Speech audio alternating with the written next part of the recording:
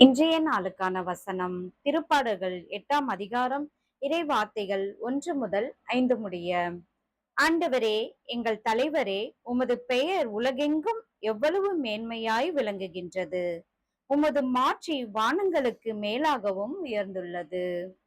பாலகரின் மழலையிலும் குழந்தைகளின் மொழியிலும் வலிமையை உறுதிப்படுத்தி உம் பகைவரை ஒடுக்கினீர். எதிரியையும் பழிவாங்குவோரையும் அடக்கினீர். உமது கை வேலைப்பாடாகிய வானத்தையும் அதில் நீர் பொருத்தியுள்ள நிலாவையும் விண்மீன்களையும் நான் நோக்கும்போது, மனிதரை நீர் நினைவில் கொள்வதற்கு அவர்கள் யார்?